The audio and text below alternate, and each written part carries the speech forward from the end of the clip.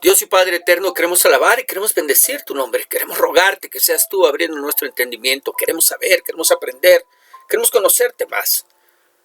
Permite que podamos hacerlo el día de hoy por medio y a través de tu palabra. En el nombre de Jesús te lo pedimos.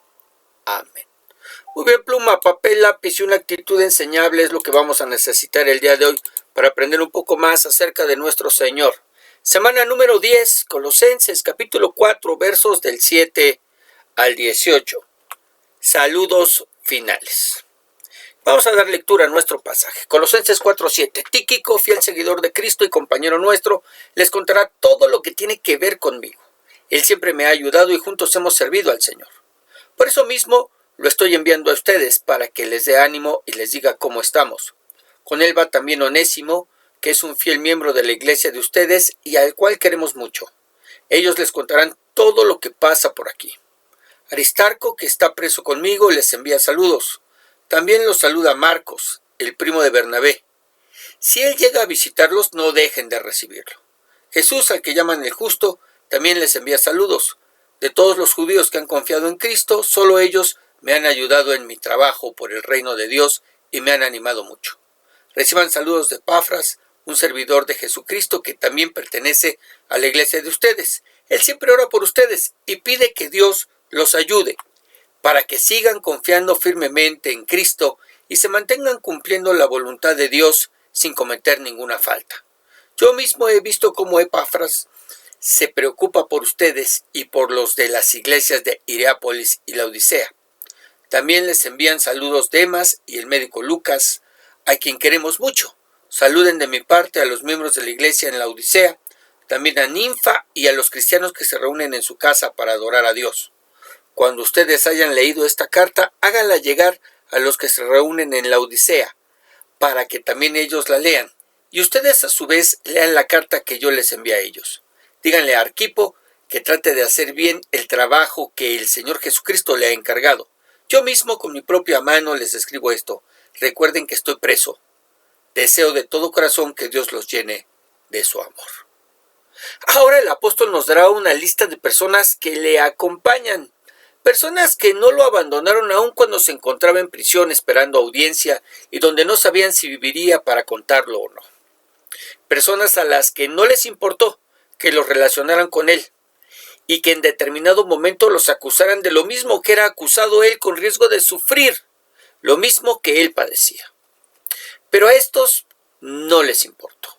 Y esa es una de las muestras de amor más grandes que podemos encontrar en la Escritura. Porque no me dejará mentir, pero es bien sabido que las verdaderas amistades se conocen en la cárcel y en el hospital. Nuestros verdaderos amigos no son los que se aparecen en nuestras vidas cuando todas las cosas nos van bien, cuando tenemos salud, trabajo, prosperidad, sino cuando nos sucede todo lo contrario. Cuando dejamos de tener salud, o dejamos de tener trabajo, o dejamos de tener prosperidad, y en el peor de los casos, cuando lo perdemos todo. Es entonces que si volteamos a ver a quien quedó con nosotros, miraremos a los que son nuestros verdaderos amigos. Vamos a ver, Colosenses 4:7, y comienza diciendo: Tíquico, fiel seguidor de Cristo y compañero nuestro, les contará todo lo que tiene que ver conmigo. Él siempre me ha ayudado y juntos hemos servido al Señor. Por eso mismo lo estoy enviando a ustedes para que les dé ánimo y les diga cómo estamos. ¿Qué se nos dice de Tíquico? Bueno, que era un fiel seguidor del Señor, no un cristiano nominal que asistía al servicio de los domingos y ya, no, sino un fiel seguidor del Señor, que se encontraba sirviendo y que era compañero de Pablo en el ministerio. Una persona que se había mantenido al lado del apóstol de tal manera que sabía todo lo que tenía que ver con él. Una persona de la que Pablo mismo da testimonio de que siempre le ha ayudado y que juntos han servido al Señor. A él lo enviaría a Colosas con dos propósitos. El primero era que los animara. Tenemos que volver a recordar que la iglesia se encontraba bajo persecución. Eran perseguidos de los de Roma porque se consideraba al cristianismo como una secta sediciosa que enseñaba a la gente a no someterse al emperador romano y no reconocerle como Dios. Y eran perseguidos de los judíos que no deseaban que el cristianismo se relacionara en ninguna manera con ellos para no tener problemas con Roma.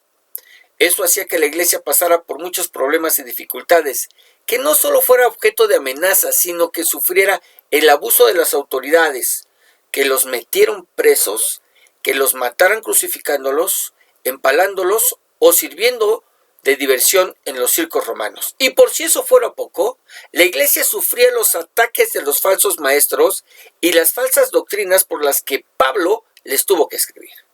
Una iglesia que se encontraba en semejante situación, por supuesto que necesitaba ser animada, y ese era el propósito de la visita de Tíquico, animar a la iglesia. ¿Cómo? ¿Cómo los animaría? En segundo lugar, contándoles cómo es que era tratado Pablo. Cómo es que Dios en su misericordia le había dado gracia y permitido vivir bajo arresto domiciliario y contar con la bendición de poder recibir visitas que lo atendieran.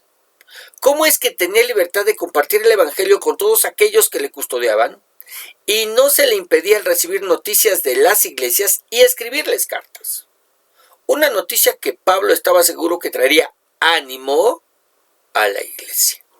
Vamos a ver Hechos 28:30, porque es ahí precisamente donde nosotros encontramos el pasaje donde se nos dice que Pablo, antes de tener su audiencia, vivió 2 años y tuvo que alquilar una casa para vivir en ella en arresto domiciliario.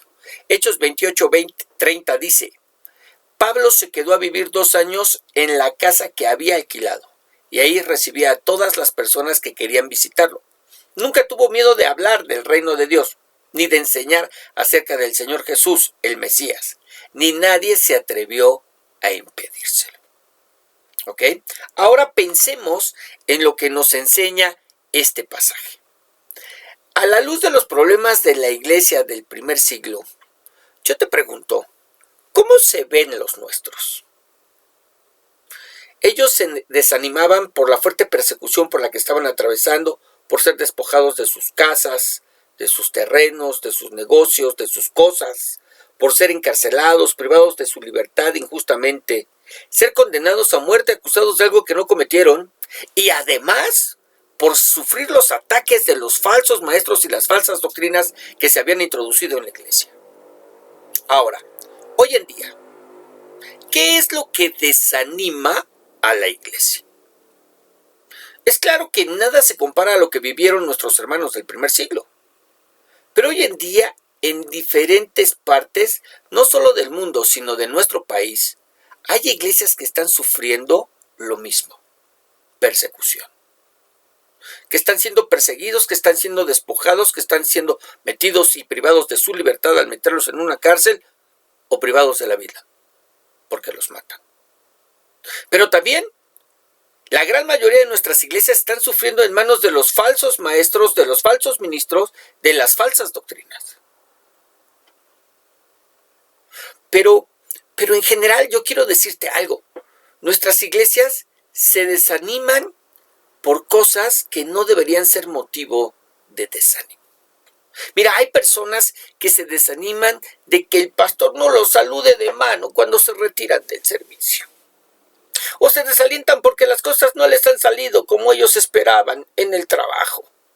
O porque tienen problemas con el hijo adolescente que se resiste a ir a la iglesia. Cosas que en muchas ocasiones forman parte de la vida diaria de cualquier persona. Yo no conozco a nadie que no tenga problemas con los hijos en edad adolescente o que no haya tenido problemas en el trabajo o con la suegra. Pero como creyentes pareciera que en lugar de hallar fortaleza en Dios, fortaleza para enfrentar todas esas situaciones, nos hacemos débiles y nos desanimamos porque malamente creemos que por ser cristianos no tenemos por qué pasar por esas dificultades y problemas. Recordemos que el Señor nos ayuda a pasar por esas malas situaciones, pero muchas veces no las impide. Él dijo: en el mundo tendréis aflicción, pero confiad, yo he vencido al mundo. Ahora, ¿cómo es que Dios anima a la iglesia? De la misma manera que en los tiempos de Pablo, Dios lo hace a través de personas. Personas que nos ayudan a mirar las cosas desde la correcta perspectiva de Dios. Hablamos de pastores, maestros, ministros, consejeros, que con la Biblia en la mano nos ayudan a seguir adelante.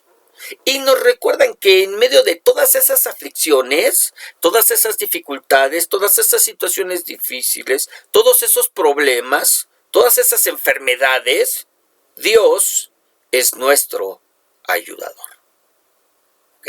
Muy bien. Verso 9. Con él va también Onésimo, que es un fiel miembro de la iglesia de ustedes y al cual queremos mucho. Ellos les contarán todo lo que pasa por aquí. Aristarco, que está preso conmigo, les envía saludos. También los saluda Marcos, el primo de Bernabé. Si él llega a visitarlos, no dejen de recibirlo. Ahora se nos habla de 3 personas más. El primero de ellos, Onésimo, que era miembro de la iglesia de Colosas.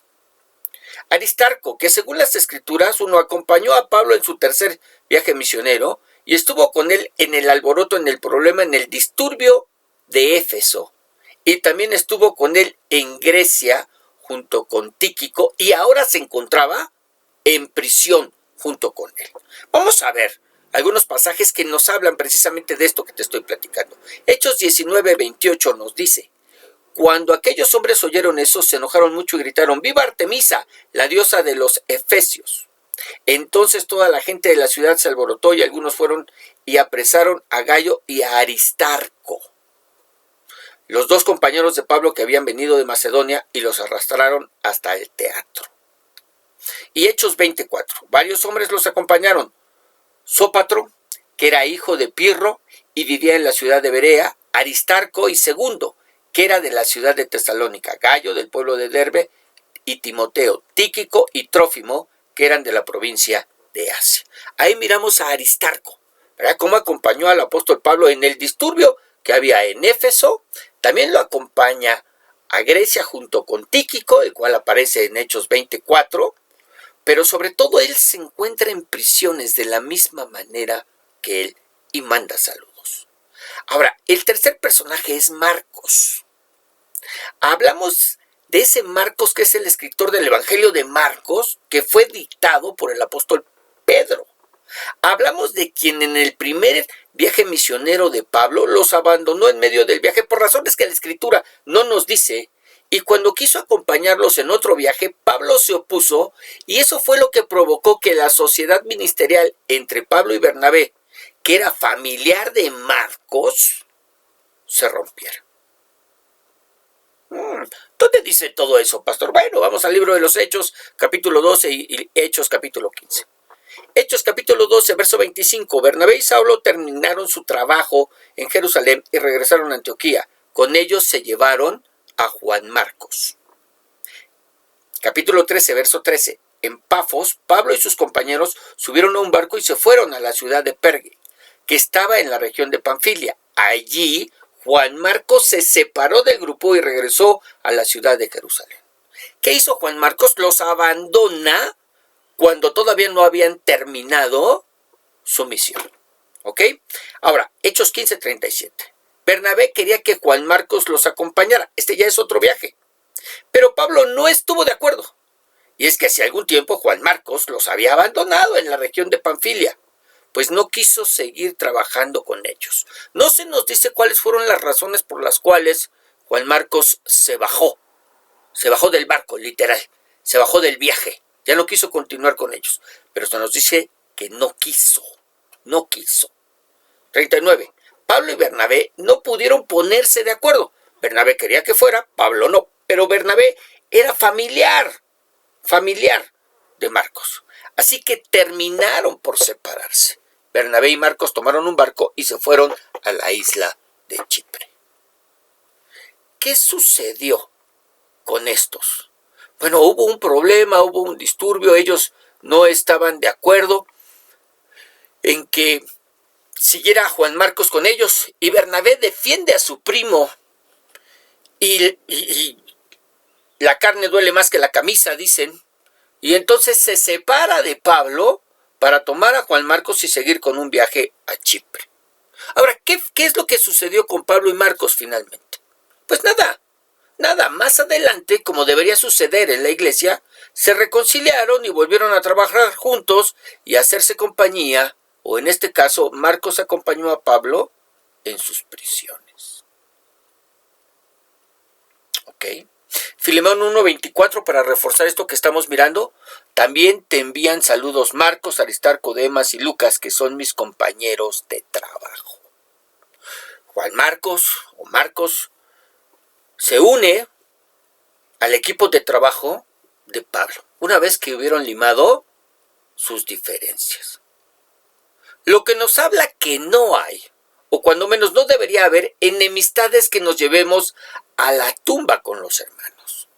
Pablo y Juan Marcos solucionaron sus diferencias y volvieron a trabajar juntos.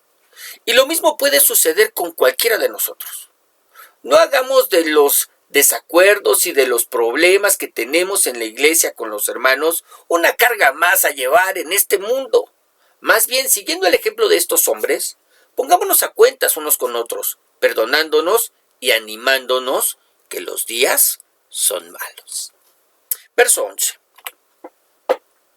Jesús, al que llaman el justo, también les envía saludos.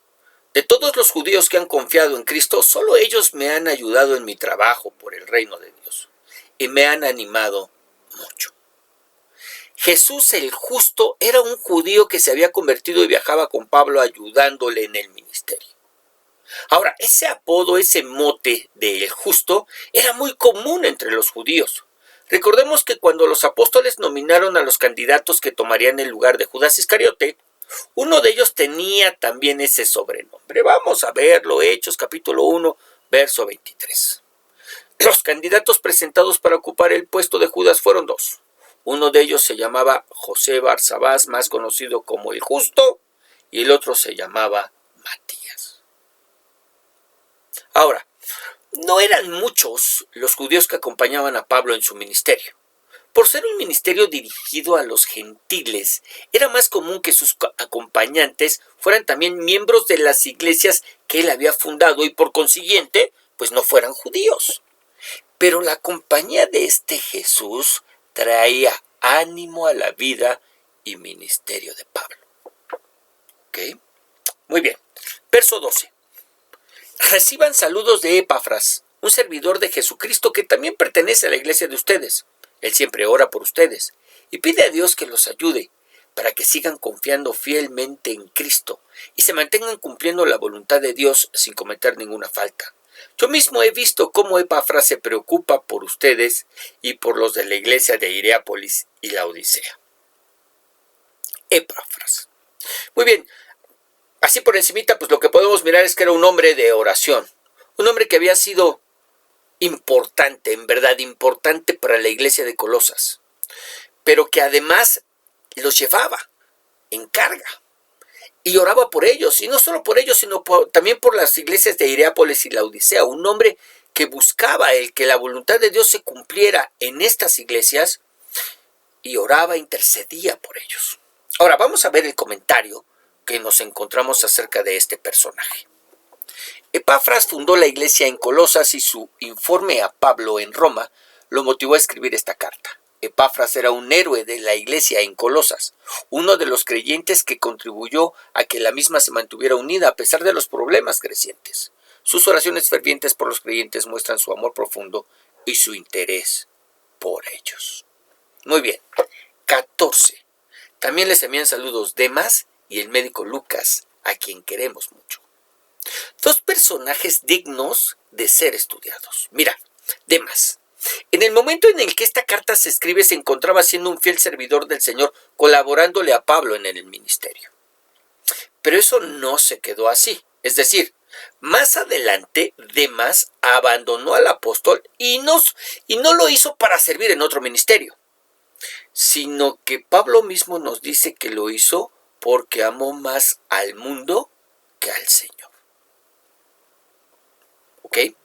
Demas, a diferencia, por ejemplo, de Bernabé, que ya vimos que rompe su relación ministerial por causa de Juan Marcos, pero Bernabé deja a Pablo, toma a Juan Marcos y sigue con su servicio y ministerio al Señor.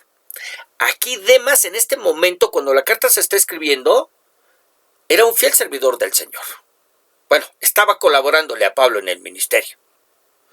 Pero poco tiempo después abandonó al apóstol y no lo hizo para servir en otro ministerio como lo hizo Bernabé, sino que Pablo nos dice que lo hizo porque amó más al mundo. ¿Más que a quién? Pues más que al Señor. Vamos a leerlo, 2 de Timoteo 4:10.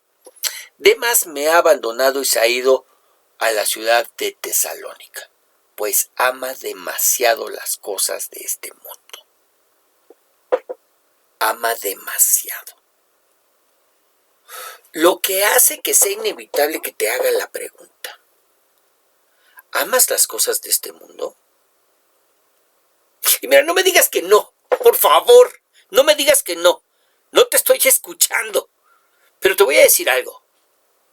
Todos de alguna manera amamos las cosas de este mundo. Sí, no me digas que no amas tu carro, que no lo cuidas, que no tienes cuidado de él, que no estás al pendiente de él, de sus servicios, de llevarlo a la verificación porque si no, no circulas. No me digas que lo dejas en la calle llaves puestas, porque pues no te importa, no lo amas y no te importa que se lo lleven. No, hay cierto apego hacia las cosas de este mundo. Amamos nuestras casas, amamos la ropa que nos ponemos, el calzado con el que nos calzamos los pies, ¿no? Amamos. Pero yo te pregunto, ¿cuánto? No es si amas, sino cuánto. ¿Las amas tanto como para dejar al Señor por ellas? Porque yo te aseguro que Demas en un principio no pensó que su amor por las cosas pudiera ser un obstáculo para que él siguiera al Señor. Es más, quizás hasta llegó a pensar que más bien el Señor le ayudaría a tener más cosas, más bienes, más bendiciones, o como le quiera llamar. Pero en lugar de tratar con ese amor y deseo por las cosas, permitió que ellas lo separaran de Cristo. O que simplemente se manifestaran sus verdaderas intenciones. Quizás nunca siguió a Cristo por las verdaderas razones de ser perdonado de sus pecados y recibir la gracia de Dios para vida eterna, sino que lo vio como muchos hoy en día, como alguien que los ayudará a cumplir sus sueños y deseos. Ahora, el segundo personaje es Lucas, un profesionista médico. Lucas es el escritor del Evangelio que lleva su nombre y escritor del libro de los Hechos, lo que nos habla de cómo los estudios, las profesiones, no están en contra del Evangelio. Al contrario, gente como Lucas sirvió no solo para escribir un Evangelio, sino para reseñar cómo es que fueron los primeros años de la iglesia. Un evangelio que, de la misma manera que el libro de los Hechos, es una recopilación de la investigación de un médico. Ahora, Lucas no caminó ni formó parte del ministerio del Señor Jesús, pero sí lo hizo del ministerio de Pablo, manifestando al hacerlo que Dios puede usar a quien Él quiera para tomar su lugar en el cuerpo de Cristo, la iglesia. Ahora, quiero que piense en esto. 2 escritores de los evangelios le colaboraban a Pablo en el ministerio. Ya vimos Marcos y Lucas. Lo que nos debería dar una idea de lo grande e importante que era la labor del apóstol. Y cómo ante los ojos de la iglesia era de vital importancia apoyarle y animarle a seguir adelante. Ok, verso 15. Saluden de mi parte a los miembros de la iglesia en la Odisea, también a Ninfa y a los cristianos que se reúnen en su casa para adorar a Dios. Pablo envía por este medio, por este conducto, saludos a la iglesia que se encontraba en una ciudad cercana a Colosas, a unos 8 kilómetros de ella, llamada la Odisea. Lo que nos habla de la relación que había entre iglesias en ese tiempo, donde iglesias y pastores se conocían y tenían relación unos con otros y se compartían de las bendiciones que Dios les daba. No como sucede hoy en día, en donde en lugar de identificarnos como miembros del mismo cuerpo, pastores e iglesias, hoy en día se ven como rivales que están luchando de manera independiente por hacerse de un reino. Creo que alguien está mal y no es Dios. Y también nos habla de la manera en que las iglesias se reunían. Todo lo hacían en templos, en edificios construidos de manera especial para ello. Recordemos que los templos surgen por ahí del siglo III. Así que ellos se reunían a adorar al Señor en casas. De manera que la iglesia se podía reunir en donde fuera. Lo único que se necesitaba es que alguien que estuviera dispuesto a prestar o poner a disposición del Señor su casa y podían reunirse. ¿Por cuánto tiempo? Bueno, no lo sabemos. Pero de lo que podemos estar seguros es de la bendición que para aquellos que lo hacían, que prestaban sus casas, eso debió significar. Una acción que por supuesto que les está siendo tomada en cuenta por Dios en los cielos y por las que les espera galardón o recompensa eterna. Recordemos que no hay nadie que dé un vaso de agua a uno de estos pequeñitos que no tenga recompensa. ¿Con cuánta mayor razón aquellos que ponen sus casas a disposición del Señor, literal, no de labios hacia afuera, no recibirán recompensa en los cielos? Muy bien, 16. Cuando ustedes hayan leído esta carta, háganla llegar a los que se reúnen en la Odisea, para que también ellos la lean, y ustedes a su vez lean la carta que yo les envié a ellos. Vamos a ver un comentario. Algunos sugieren que la carta a la Odisea pudo haber sido la epístola a los Efesios. Da la impresión de que hubo una carta especial para los de la Odisea, de la que no tenemos noticias hasta hoy. Pablo escribió varias cartas que se han extraviado. Y esto es una realidad. No necesariamente tiene que ser la carta que fue enviada a los de Éfeso, ¿sí? la de la Odisea, sino que también es muy probable que sí haya existido una carta muy específica para ellos, como lo dice el apóstol, pero que se ha perdido como muchas otras cartas que se perdieron. ¿Ok? Muy bien. 17. Díganle a Arquipo que trate de hacer bien el trabajo que el Señor Jesucristo le ha encargado. Ahora, quiero que pienses por un instante esta frase. Díganle a Arquipo que trate de hacer bien el trabajo que el Señor Jesucristo le ha encargado. Imagina que de pronto te llega a tu bandeja de mail o a tu WhatsApp o al Messenger un mensaje en el que tu pastor te pide que por favor trates de hacer bien el servicio, el trabajo, el ministerio que el Señor te encargó. ¿Cómo te sentirías? Ahora, estamos hablando de un mensaje privado. Esta carta se leyó ante las iglesias en voz alta. Es decir, todos en Colosas y en la Odisea supieron que Arquipo debía tratar de hacer bien su trabajo. Así o más presión para el hermano. Pero esto nos habla de que nuestro trabajo en el Señor puede ser bien hecho o también puede ser mal hecho. Hecho al fin sí, pero o bien o mal. Y eso es algo que podemos ver fácilmente cuando escuchamos con atención el sermón del pastor. Ese sermón que el pastor preparó durante toda la semana para darnos. Donde hizo su labor de estudio e investigación, donde hasta quizás preparó una presentación para hacerlo más claro. Y la comparamos con la homilía del que llega a improvisar o con un sermón mal trazado y que no lleva a ningún lado.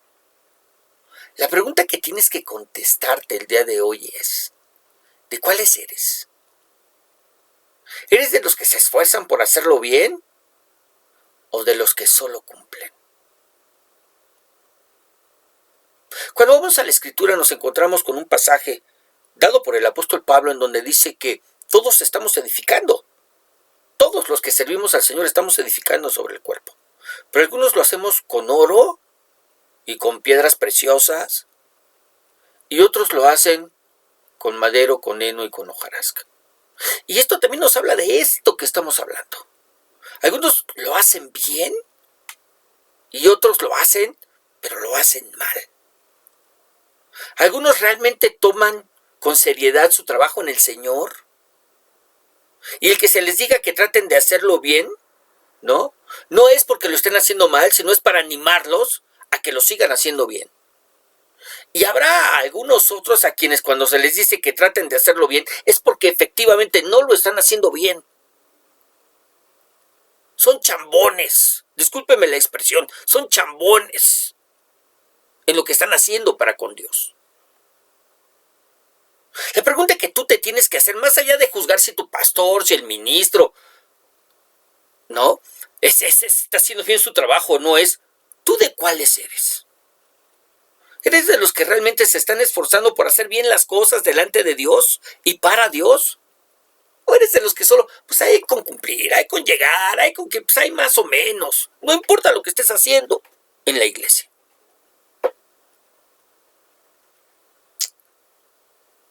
Verso 18. Yo mismo, con mi propia mano, les escribo esto. Recuerden que estoy preso. Deseo de todo corazón que Dios los llene de su amor. Y termina el apóstol Pablo la carta con dos cosas. La primera es recordándoles que está preso y lo hace para que no dejen de orar por él, pero también para que no dejen de enviar para que sus necesidades sean sustentadas. Mire, ya vimos que rentó una casa por 2 años. Renta que se tuvo que pagar, porque de lo contrario diría que le prestaron lo que el gobierno le dio, pero no. Tuvo que rentarla, tuvo que pagar por sus alimentos y necesidades. Y la pregunta es, ¿de dónde? ¿De dónde si estaba preso y no podía trabajar? Porque en otras de sus cartas nos dice que él no dependía de las ofrendas de la iglesia porque no quería ser carga para la misma, sino que trabajaba y dependía de su trabajo. Pero aquí se encontraba preso, así que ¿de dónde salía para pagar la renta y para pagar sus necesidades si no podía trabajar? La iglesia con sus ofrendas tenía la obligación de ayudarlo y se los recuerda. Ahora, lo segundo que externa es su deseo para que a ellos Dios los llene de su amor. Pero un amor como el de Dios, y que el apóstol Juan nos explica en una de sus cartas. Mire, vamos a ver. 1 Juan 3:16. Dice, pero nosotros sabemos lo que es el amor. Pon mucha atención, por favor. Nosotros creyentes, cristianos, hijos de Dios, sabemos lo que es el amor. Porque Jesucristo dio su vida por nosotros. Sabemos que eso es el amor, dar la vida. Así nosotros también debemos dar nuestras vidas por nuestros hermanos en Cristo. Si un rico ve que alguno de su propia iglesia tiene alguna necesidad y no lo ayuda, ese rico no ama como Dios ama. Ahora, checa eso, no ama como Dios ama, porque no ayuda, porque no toma de su riqueza para compartir con los que no tienen. Hijos míos, no debemos limitarnos a decir que amamos, porque no amamos de lengua, sino que debemos demostrarlo por medio de lo que hacemos. Es decir, el dar es una muestra de amor y no solo eso, es amar de la misma manera y con el mismo amor con el que Dios ama. Y quizás por eso, los deseos de Pablo, de si la iglesia se llena del amor de Dios, seguro es que se hacen cargo de él y de sus necesidades. Y por eso el deseo de que sean llenos del amor de Dios. No porque haya problemas, disensiones, divisiones, pleitos entre ellos únicamente, sino que, estando en la condición en la que él se encontraba preso, el deseo de su corazón es que Dios llenara de amor los corazones de ellos para que de esa manera sus necesidades, todas y cada una de ellas, pudieran ser sustentadas por la iglesia. Aquí lo triste, como siempre, lo triste es que tengamos que decirlo. Que el dar y hacerse cargo de sus ministros sea algo que continuamente a la iglesia se le olvida. Y para ser más claro, es una tristeza que se le tenga que recordar a la gente que tiene que diezmar y ofrendar. No solamente porque de esa manera cumple y reconoce que de la mano de Dios lo toma todo, sino que es una muestra de amor y es amar como Dios ama, dando. Pero lo que es una tristeza es que los ministros lo tengamos que recordar. y que a nadie le importe, porque esa es la realidad, que a nadie le importe cómo es que se cubren los gastos del ministro. Ay, Dios le dará, dicen algunos. Que el Señor te bendiga. Vamos a orar. Señor Dios y Padre Celestial, queremos alabar y queremos bendecir tu nombre. Queremos darte gracias, Dios, porque tú nos sustentas y nos sostienes, y porque tú eres quien nos guarda, quien nos cuida, pero además tú eres quien se revela a nuestras vidas por medio de tu palabra. En el nombre de Jesús, gracias, Señor, por esta enorme bendición que podemos compartir. Padre, permite que podamos ser llenos del conocimiento de ti y que este conocimiento haga su obra en nuestras vidas. Y Padre Celestial, produzca ese cambio, esa transformación y corrija lo deficiente en nosotros. En el nombre de Jesús te lo pedimos. Amén. Muy bien. El Señor te bendiga, que el Señor te guarde y que el Señor haga resplandecer su rostro sobre ti y te dé paz. Y solamente te recuerdo que nos vamos a tomar 3 semanas de vacaciones, llamémosle de esa manera. Es decir, durante los próximos 3 lunes no te va a llegar el estudio. Hablamos de 2 de este mes de diciembre y el 1 del mes de enero. No vas a tener este estudio. Además, ya terminamos la carta de Colosenses y continuaremos con la siguiente carta ahora en enero. Te va a llegar el lunes, el segundo lunes del mes de enero. Que el Señor te bendiga y que puedas aprovechar este tiempo para gozarte con tu familia y para que otros puedan escuchar el mensaje del Evangelio. Bendiciones.